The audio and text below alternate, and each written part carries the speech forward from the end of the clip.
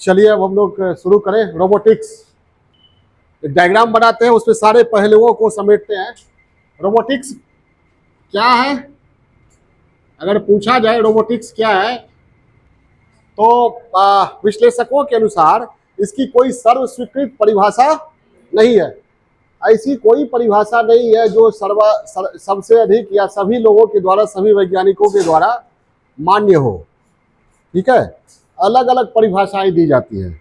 सामान्य शब्दों में कहा जाए तो अध्ययन की वह शाखा जिसमें रोबोट के से संबंधित विज्ञान एवं प्रौद्योगिकी के बारे में विचार किया जाता है, उसे क्या कहते हैं? रोबोटिक्स। साधारण शब्दों में क्या लिखिए, डायग्राम बनाते जाइए। इंट्रोडक्शन, अध्ययन की वह शाखा जिसमें रोबोट से संबंधित विज्ञान एवं प्रौद्योगिकी पर विचार किया जाता हो, पर विचार किया जाता है। ठीक है, अब रोबोट क्या है? क्या है रोबोट?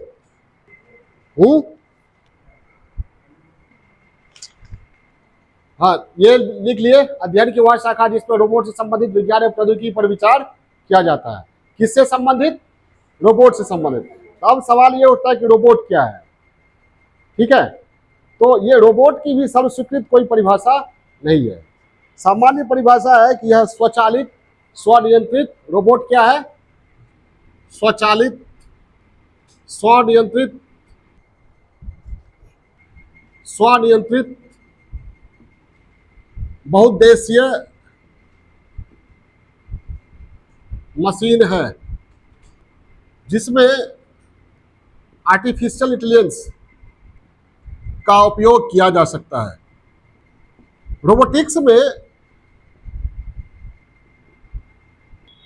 रोबोटिक्स में हार्डवेयर, सॉफ्टवेयर, अभियांत्रिकी, साइकोलॉजी, बायोलॉजी, आर्टिफिशियल इंटेलिजेंस की विशेषताओं का उपयोग किया जाता है। ठीक है, अब रोबोटिक्स का जनक किसे माना जाता है? Joseph Engelberger. क्या? रोबोटिक्स का पिता, फादर ऑफ रोबोटिक्स किसे माना जाता है? जोसेफ इंजल बर्गर या बर्जर को माना जाता है।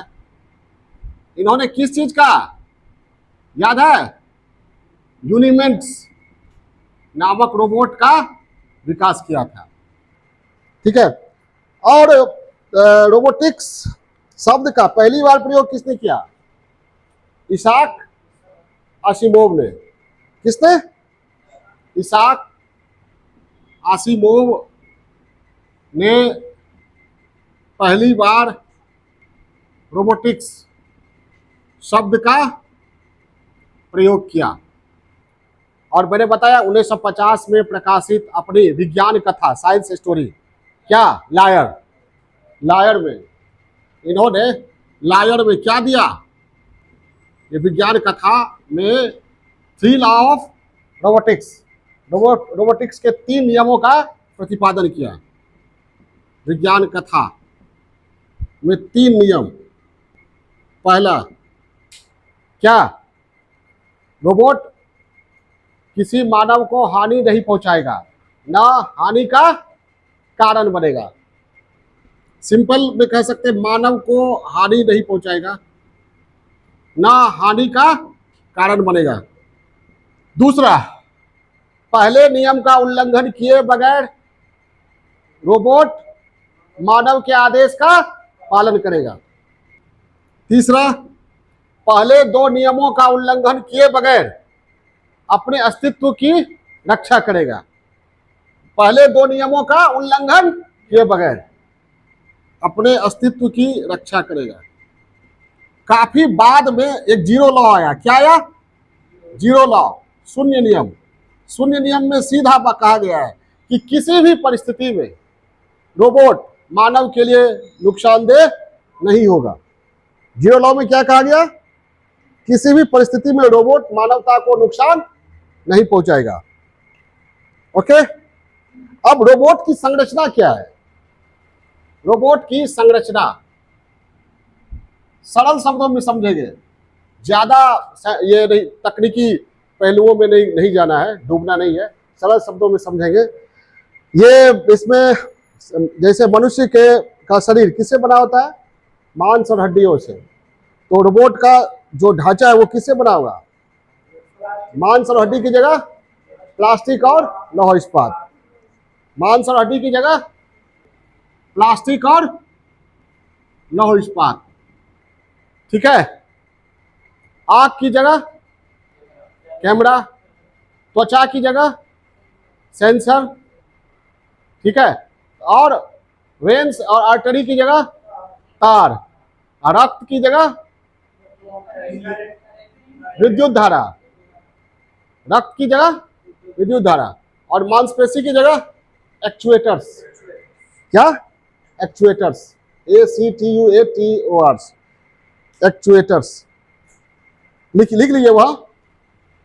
आंख और त्वचा की जगह कैमरा और सेंसर, धमनियों शिराओं की जगह वेन्स एंड आर्टरी की जगह क्या रहेगा? धमनियों शिराओं की जगह तार, वायर। रक्त की जगह विद्युत धारा। ब्रेन की जगह कंप्यूटर, और मांसपेशी की जगह क्या? एक्चुएटर। ये संरचना हो गया। अब इसके बाद देखेंगे रोबोट के प्रकार। रोबोट के प्रकार क्या पढ़े? सबसे पहले डोमेस्टिक या हाउस होल्ड, जो घरेलू कार्यों में, जैसे रोबोटिक वैक्यूम क्लीनर, ठीक है, robotic sweepers, domestic robot. Industrial, जो इंडस्ट्री में काम आता है, जैसे वेल्डिंग में, पिक एंड प्लेस में। तीसरा मेडिकल रोबोट या रोबोट इन मेडिकल, चिकित्सा में। चौथा मिलिट्री रोबोट, सैन्य कार्यों में उपयोग होता है। पांचवा स्पेस रोबोट, अंतरिक्ष में, जैसे हमारा प्रज्ञान रोवर था चंद्रयान 3 में, ठीक है। और भी प्रकार हो सकते हैं उसके उपयोग या कार्य के आधार पर, प्रकार में हम वर्गीकृत कर सकते हैं। और जो भी रोबोट, इसके अतिरिक्त 2 रोबोट है। एक ह्यूमनॉइड, क्या? जो मानव के आकार का ह्यूमनॉइड रोबोट। दूसरा नैनो रोबोट, जो बहुत ही सूक्ष्म होता है। और प्रत्येक रोबोट का मुख्यतः 2 भाग होगा। क्या क्या? हार्डवेयर और दूसरा सॉफ्टवेयर। क्लियर है? इसके बाद हम लोग पढ़ेंगे ये रोबोट का उपयोग। रोबोट का उपयोग, क्या क्या उपयोग हो सकता है? अभी पढ़ाए थे। रोबोट के कई गुण हैं जिससे उत्पादन इकाइयों में रोबोट काफी उपयोगी हो सकता है मानव की तुलना में। तो उपयोग में सबसे पहले उद्योग, व्यवसाय या उत्पादन इकाइयों में कई प्रकार से उपयोगी हो सकता है, कई प्रकार से मानव की तुलना में उपयोगी। कैसे? या छुट्टी की डिमांड नहीं करेगा, पेंशन का डिमांड नहीं करेगा, जो काम दिया जाएगा वही करेगा, विरोध नहीं करेगा, ठीक है, भत्ता नहीं मांगेगा, हाउस रेंट अलाउंस, बीमारी भत्ता नहीं मांगेगा, धरना प्रदर्शन नहीं करेगा, बहस नहीं करेगा, ठीक है, और जो काम होगा वही काम करेगा, बाकी चीज पर मुद्दा नहीं छेड़ेगा घर ये कार्यस्थल पर। तो इससे क्या होता है? उत्पादन लागत और प्रतिकूल परिस्थितियों में भी काम करेगा। क्या? प्रतिकूल परिस्थितियों में भी काम करेगा। सब नोट्स में लिख ही चुके हैं ना, ठीक है। प्रतिकूल परिस्थिति में मतलब क्या? वो नहीं कहेगा बहुत गर्मी है, सर्दी है, ठीक है, जो ये समुद्र के नीचे भी काम करेगा, हिमालय पर भी काम करेगा, कहीं भी काम कर सकता है, प्रतिकूल परिस्थितियों में भी काम करेगा। कहीं पर बम ये है तो बम को ये करने के लिए, निष्क्रिय करने के लिए भी वो आगे बढ़ सकता है। इंसान डरेगा, नहीं जाएंगे, हमारा बाल बच्चा है, छोड़ दीजिए हमको, वो नहीं कहेगा, वो चला जाएगा। ठीक है, तो कई दृष्टिकोण। उसके बाद जो स्वास्थ्य संबंधी मानदंड है उसका पालन करेगा, व्यावसायिक मानदंड का पालन करेगा, नियमों का पालन करेगा। तो कई तरह से यह मानव की तुलना में उपयोगी है। क्या होगा और इन उपयोगिताओं के कारण क्या होगा? उत्पादन लागत क्या हो जाएगी? काफी कम हो जाएगी और लाभदायकता बढ़ेगी। हो सकता है मूल्य में भी कमी आए। क्लियर है? ये सब कुछ पढ़ ही चुके हैं। उसके बाद कृषि कार्य में अभी पढ़े, एक एग्रीबोट नाम का ये रोबोट बनाया गया है, एग्रीबोट नाम का, जो किसानों की सहायता करता है। पके फलों को चुनने में, खेती आलू को खेतों से निकालने में, खाद्य प्रसंस्करण में रोबोट का उपयोग हो रहा है, खाद्य प्रसंस्करण उद्योग में, कृषि एवं फूड प्रोसेसिंग। तीसरा चिकित्सा में है। चिकित्सा में कई तरह से है, जैसे बताया मैंने नोट्स में, देखिए रोबोट प्रोस्थेटिक्स। ठीक है, इसका उपयोग क्या किया जाता है? कटे हुए हाथ या पैर के स्थान पर किया जाता है, जो प्राकृतिक अंगों की तरह मस्तिष्क से प्राप्त तंत्रिका संकेतों के आधार पर कार्य करता है। रोबोट ऑर्थोटिक्स है, ये लकवाग्रस्त अंग को ये ताकत प्रदान करने के लिए इसका इस्तेमाल किया जाता है। Robotic surgery, robotic nurse, micro robotic, ये इन सभी का भी उपयोग किया जाता है। डेंटिस्ट रोबोट के माध्यम से ये डेंटल ड्रिल करते हैं। ब्रेस्ट कैंसर का स्कैन करने के लिए रोबोटिक हैंड का इस्तेमाल किया जाता है। तो रोबोट सर्जरी जो होता है वो जटिल से जटिल सर्जरियों को बड़ी सटीकता से करने के लिए रोबोट सर्जरी का उपयोग किया जाता है, रोबोटिक सर्जरी का उपयोग किया जाता है। चिकित्सा के क्षेत्र में भी है, अंतरिक्ष के क्षेत्र में है। अंतरिक्ष के क्षेत्र में प्रज्ञान रोवर, जैसे हमारे चंद्रयान 3 का रोवर प्रज्ञान रोवर था, नासा ने कई ऐसे रोवर का इस्तेमाल किया है। ठीक है, ताकि अंतरिक्ष यात्रियों को नुकसान न पहुंचे, उसकी जगह रोवर को से काम करवाया जाए और अनुसंधान की गति को आगे बढ़ाया जाए अंतरिक्ष कार्य में। उसके बाद सैन्य क्षेत्र में तो है ही,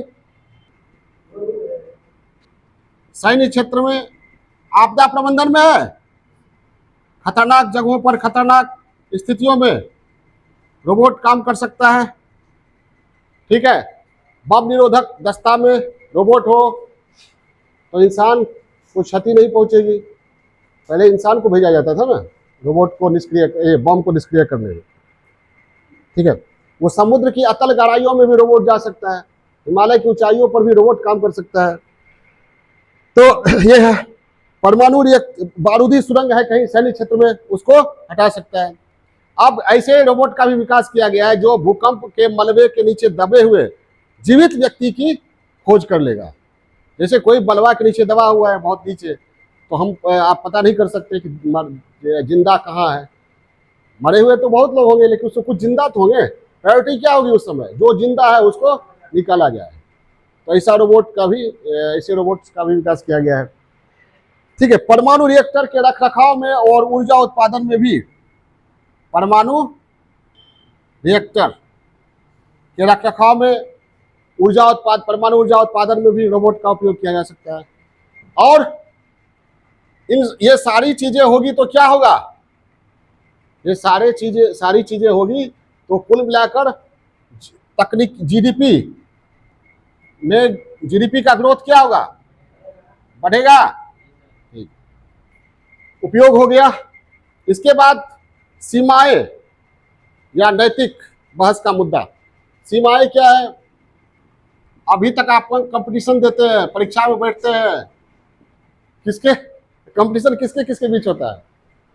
इंसानों के बीच। सभी लोग बैठते हैं, रोल नंबर मिलता है, एग्जाम देते हैं। ठीक है, और जब इससे भिड़ा दिया जाएगा रोबोट से दौड़ने के लिए रोबोट से भिड़ा दिया जाएगा, तो कल्पना कीजिए भविष्य में आपको ये मानवता को प्रतियोगिता करनी पड़ेगी किसके? रोबोट से। अभी ही कहा जाता है कि एक रोबोट कई व्यक्तियों को बेरोजगार बना देता है, तो बेरोजगारी बढ़ेगी। और बेरोजगारी से जुड़ी हुई कई नैतिक मुद्दा है। रोबोट की छोटी सी गलती से भयावह दुर्घटना होने की आशंका रहेगी। छोटी गलती से भयावह दुर्घटना। रोबोट का नकारात्मक उपयोग हो सकता है, आर्मी तैयार करके नकारात्मक उपयोग इसके द्वारा हो सकता है। मनुष्यों की हत्या करवाई जा सकती है, युद्ध कार्य में उपयोग में लाया जा सकता है। ठीक है। और सबसे बड़ी बात कि मानव संवेदना या भावनात्मक लगाव एक संभव घटना हो सकती है। सबसे बड़ी चिंता क्या है? रोबोट अधिकाधिक क्या होता जा रहा है? मानवीय होता जा रहा है। इसी दिशा में शोध एवं अनुसंधान तेजी से हो रहे हैं। तो इससे जुड़ी हुई कई नैतिक और विधिक चिंताएं हैं। क्या? नैतिक चिंताएं मतलब रिश्ते नाते गड़बड़ा जाएंगे। विधिक चिंता, लीगल मुद्दाएं भी उठेंगी। सारा आपके नोट्स में है ही। ओके, ये हो गया रोबोटिक्स। ये चैप्टर समाप्त हुआ। इसके बाद हम लोग चलेंगे आर्टिफिशियल इंटेलिजेंस।